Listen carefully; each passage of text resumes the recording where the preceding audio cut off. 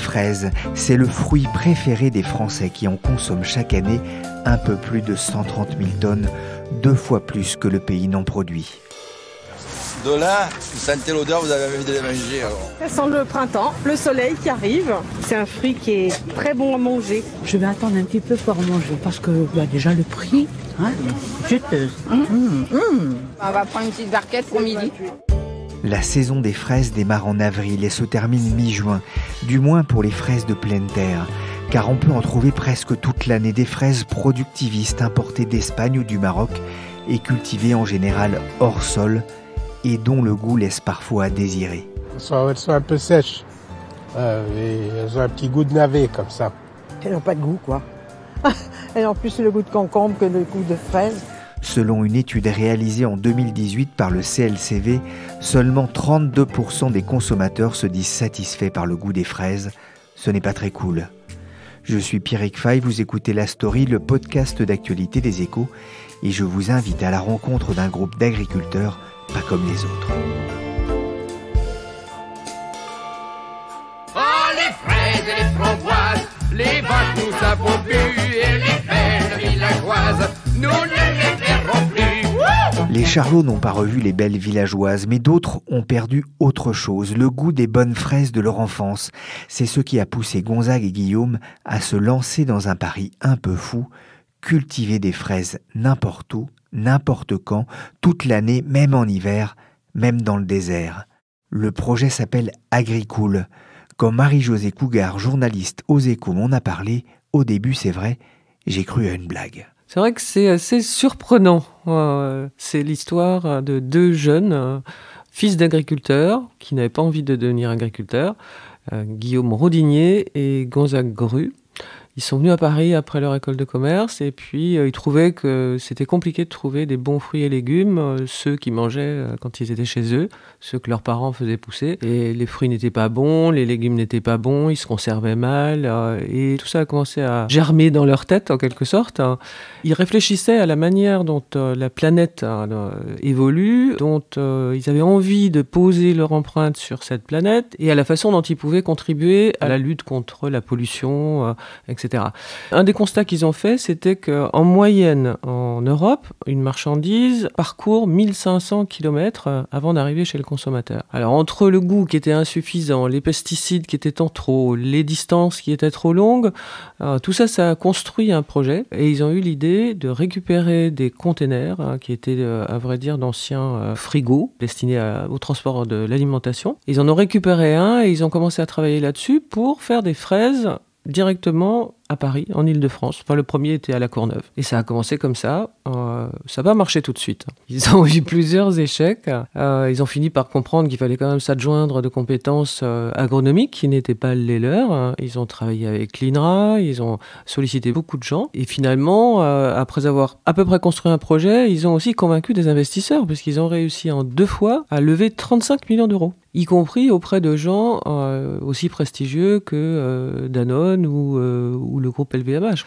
Donc, quelque part, c'est une belle réussite. Ces fraises sont excellentes. Ils en produisent quand même assez peu aujourd'hui. Ils fournissent quelques Monoprix à Paris et la grande épicerie aussi. Mais l'objectif est de réussir à passer à la vitesse supérieure, d'en produire plus. Elles sont très bonnes, elles sont sans pesticides, elles sont très sucrées.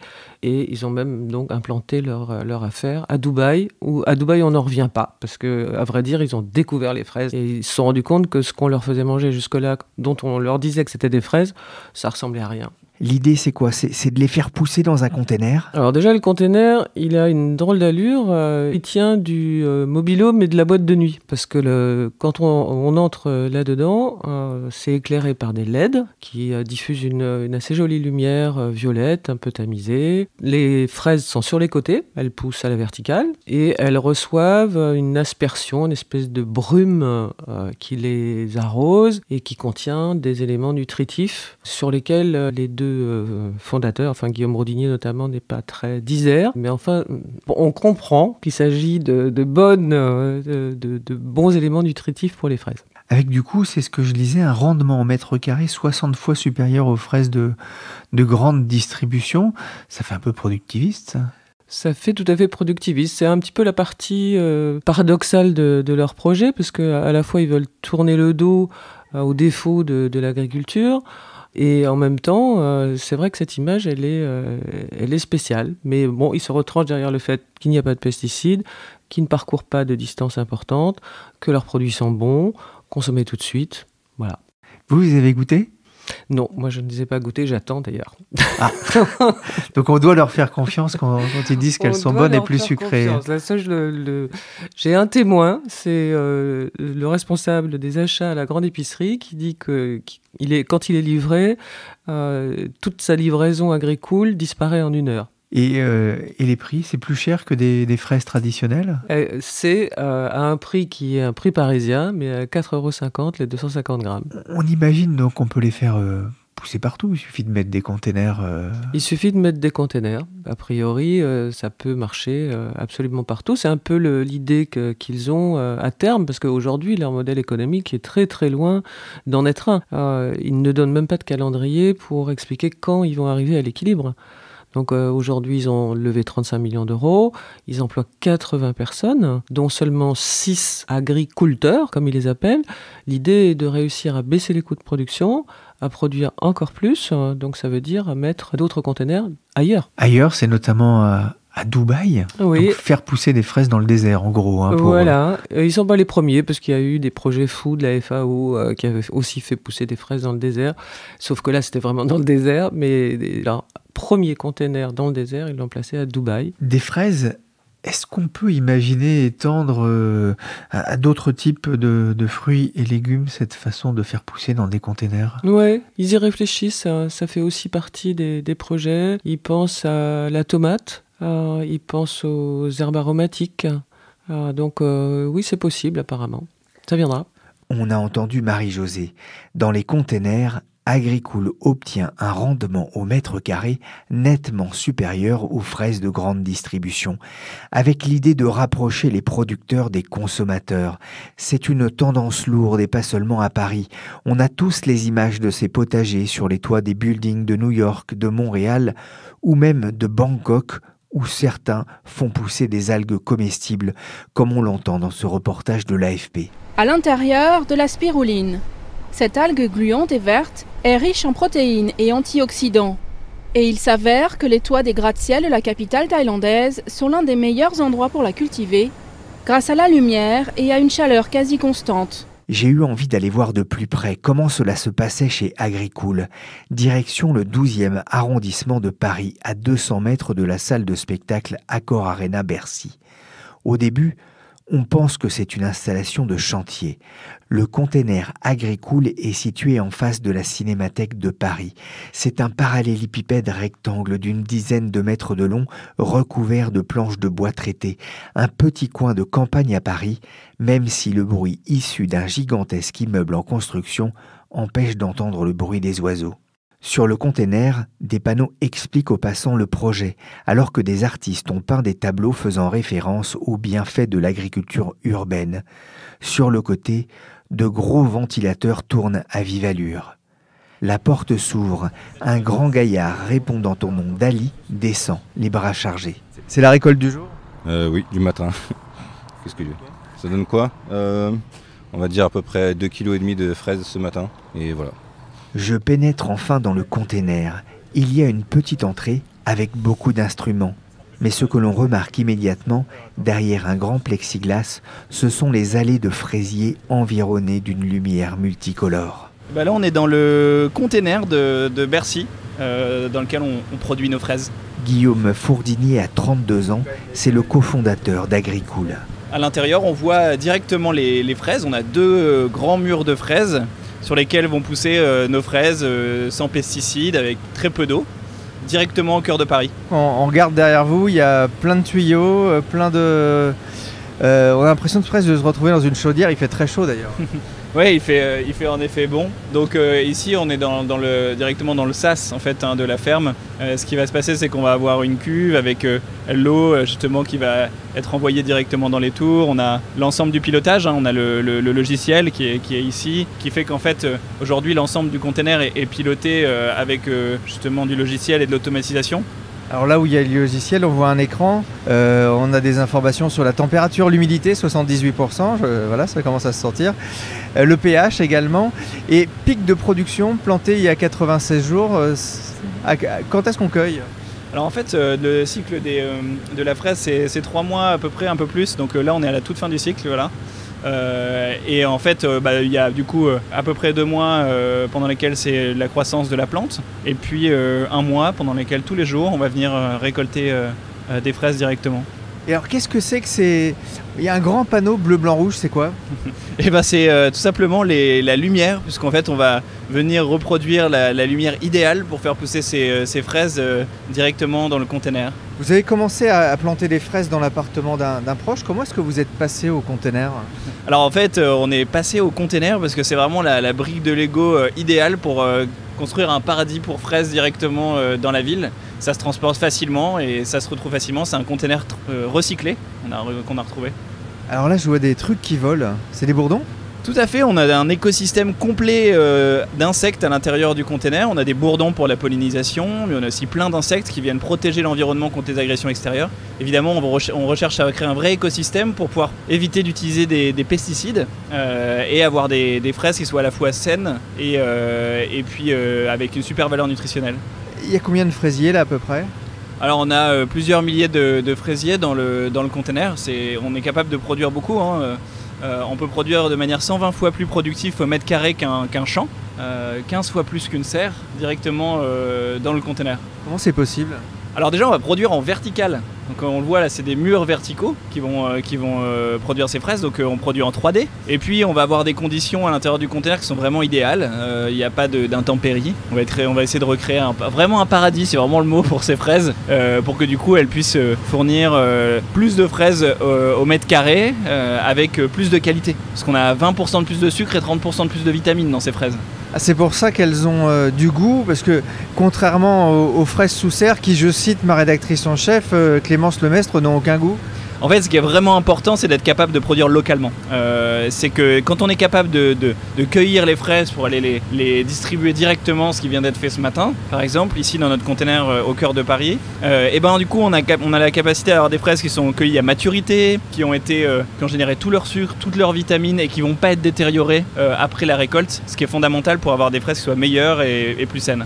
Il y a beaucoup de fruits qui sont jetés. Aujourd'hui, on a à peu près 30% de la production agricole qui est jetée avec justement toute cette détérioration pendant le transport. C'est fondamental qu'on soit capable de produire localement dans nos villes, sachant qu'il ne faut pas l'oublier, on va être 2 milliards de plus d'ici 2050 et 70% dans les grandes villes. L'électricité remplace le soleil, dit comme ça paraît pas très écolo. Alors l'électricité ne remplace pas le soleil, hein. On a évidemment c'est plutôt de la lumière avec un spectre idéal, mais en effet on utilise de l'énergie électrique renouvelable pour alimenter le container, et on a du coup cette ferme électrique renouvelable directement au cœur de Paris qui évite de transporter pour le coup avec du fuel des fruits et légumes dans toute la France.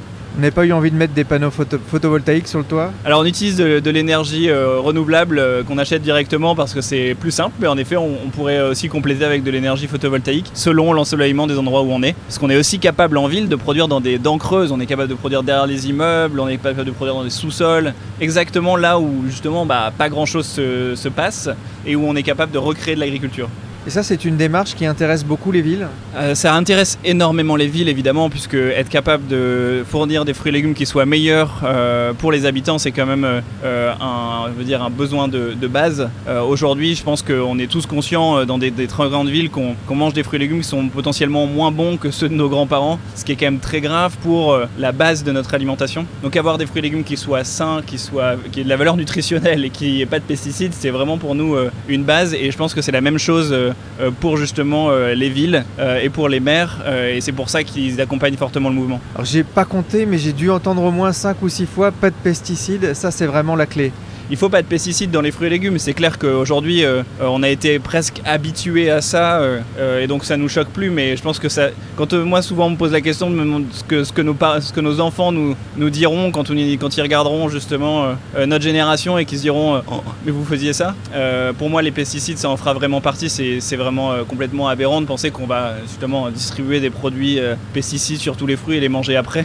Ça paraît complètement fou et ça paraît aussi fou pour moi que d'imaginer les gens fumer dans l'avion ou ce genre de choses. Donc je pense que vraiment il est temps de passer à l'étape suivante et de remplacer les pesticides parce qu'aujourd'hui on peut le faire. Au départ, en 2015, lorsque vous avez démarré votre activité, beaucoup ont souri. Vous aviez un peu l'impression de prêcher dans le désert ?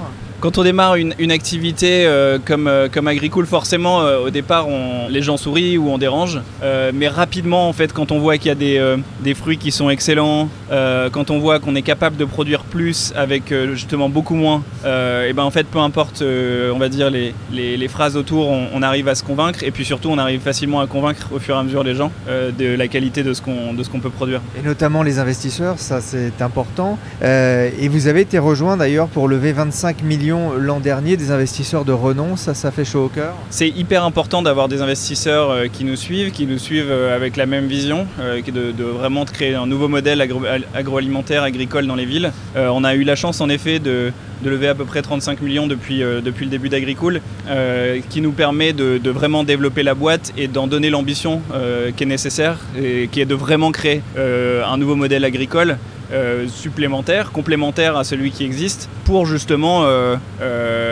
vraiment produire des fruits et légumes pour les gens tous les jours, parce qu'on n'a pas du tout envie de créer une agriculture bobo qui finalement soit juste là pour l'apparat. On est vraiment en train de créer quelque chose qui va se retrouver dans toutes nos assiettes. Il y a combien de containers installés aujourd'hui ? Aujourd'hui, il y en a 9 d'installés à Paris et autour de Paris. Qu'est-ce qui est le plus difficile finalement dans votre projet ? C'est quoi ? C'est trouver des emplacements en ville ? Alors il y a beaucoup de complexité parce qu'en fait on va aller de la recherche et développement, hein. On a inventé nos propres LED pour la lumière, on a inventé nos propres systèmes de culture, nos propres recettes agronomiques et on va jusqu'au bout de la chaîne alimentaire à par exemple une marque Agricool de fruits et légumes directement vendue chez Monoprix ou à la Belle Vie ou la Grande Épicerie. Et donc en fait on va vraiment sur toute la chaîne de valeur et du coup on a des profils tous variés, ce qui est une grande richesse évidemment, mais une grosse complexité puisqu'il faut gérer toutes les problématiques de cette chaîne. C'est rentable. Aujourd'hui, on est capable de produire de manière hyper productive. Évidemment, on n'est pas rentable dans l'entreprise puisqu'on a beaucoup de recherche et développement. On parle de quelque chose pour lequel on est en train d'inventer un nouveau modèle agroalimentaire. Ça veut dire que par exemple, aujourd'hui, on est 80 personnes, il y a 50 personnes en recherche et développement. Donc évidemment, il faudra un petit peu de temps pour que ça soit remboursé en fraises et en fruits et légumes. Mais c'est évidemment le cas et ça sera le cas dans l'avenir forcément. Là, vous travaillez justement sur d'autres fruits et légumes pour planter dans les villes ? Oui, la mission d'Agricool, elle s'arrête pas du tout aux fraises. C'est le fruit préféré des Français. C'est vraiment une satisfaction pour nous d'avoir recréé des fruits qui soient vraiment excellents au cœur des villes avec les fraises. Mais évidemment, on va produire l'ensemble des fruits et légumes qui sont consommés directement en fait chez soi tous les jours. On veut vraiment entrer dans le quotidien des gens avec des fruits et légumes qui soient meilleurs, plus sains et plus écologiques. Est-ce que c'est un message qui passe bien auprès, j'imagine, des jeunes, mais est-ce que ça vous permet de trouver facilement des candidats ? Parce que je crois que vous embauchez. Oui, on embauche, tout à fait. En fait, c'est vraiment passionnant. On arrive à recréer une vague d'entrain très forte autour de l'agriculture, puisqu'on va recréer ce qu'on appelle des cultivateurs, qui sont en fait des cultivateurs dans des containers agricoles, qui vont venir planter, récolter, entretenir les fruits et légumes et les fraises pour l'instant directement dans nos fermes. Et là, c'est facile de trouver des candidats ? Alors ce qui est très intéressant, c'est qu'on a un modèle pour lequel beaucoup de types de profils peuvent justement candidater, puisque grâce à la technologie, on est capable de permettre à n'importe qui de devenir cultivateur. Donc on a des profils très variés qui arrivent, et du coup en effet il y a à la fois la possibilité de trouver plus facilement parce que tout le monde peut candidater, et en plus parce qu'il y a une motivation qui est très forte, parce que derrière il y a une mission très forte qui est de finalement venir fournir des fruits et légumes qui soient meilleurs aux gens. Et quand vous vous levez le matin et que votre métier c'est d'aller cueillir des fruits qui sont plus sains, meilleurs, plus écologiques, et que vous devez les distribuer, c'est quand même beaucoup plus intéressant, et du coup c'est plus facile pour nous de recruter forcément. Des agriculteurs en quête de sens. Guillaume Fourdinier et son compère Gonzague Gru ont justement cette particularité d'être fils d'agriculteurs et d'avoir tourné le dos à l'agriculture traditionnelle. Alors c'était pas impensable parce que je pense qu'il y a beaucoup de choses à faire dans l'agriculture traditionnelle et il faut aussi la transformer parce qu'on va nourrir la planète avec des modèles complémentaires et la transformation des modèles existants. Simplement on avait vraiment vécu nous les deux, c'est-à-dire grandir à la campagne avec des fruits et légumes excellents et puis vivre à Paris avec des fruits et légumes pas excellents et c'était notre voie à nous finalement de combler ce lien justement entre ce qu'on avait pu vivre à la campagne et ce qu'on vivait à Paris.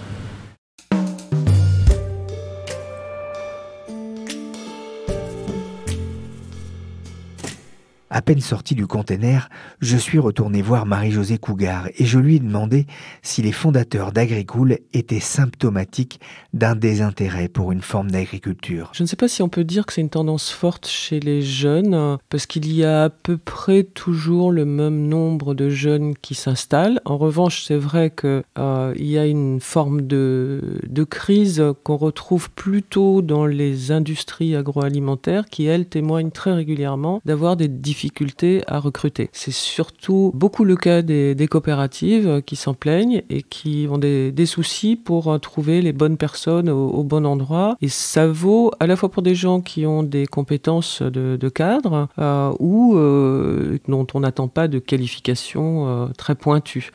Et ce qui se passe, c'est que d'abord le recrutement est compliqué et quand ces coopératives ont finalement trouvé la personne qu'ils pensent être la bonne, elle ne reste pas. Le jeune en question très fréquemment rend son tablier en quelque sorte parce que la coopérative n'a pas le modèle qui correspond à ce qui est le leur, à ce dont il rêve. Elle n'est pas conforme à son rêve de la planète. Elle vend des pesticides, elle n'a pas un modèle durable.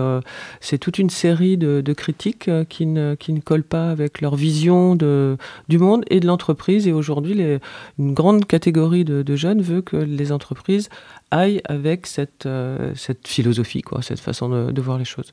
Et c'est vraiment difficile de recruter. Et c'est vraiment difficile de recruter, oui. Je crois qu'il y a un défaut de recrutement de 220 000 personnes, quelque chose comme ça en France. Cette défiance vis-à-vis de l'industrie agroalimentaire, c'est aussi ce qui pousse les consommateurs vers les produits développés par Agricool ? Oui, tout à fait. Ouais, aujourd'hui, le consommateur de l'alimentation est devenu... on ne peut plus suspect. Et on a atteint des sommets incroyables.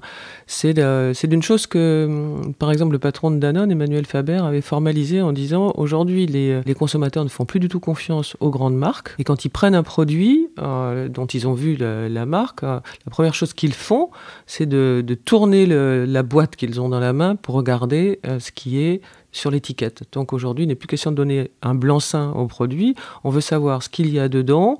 On se méfie a priori et de plus en plus de consommateurs d'ailleurs circulent dans les rayons des grandes surfaces avec une application que tout le monde connaît désormais qui s'appelle Yuka, qui permet de scanner les produits et de savoir s'ils sont bons, pas bons.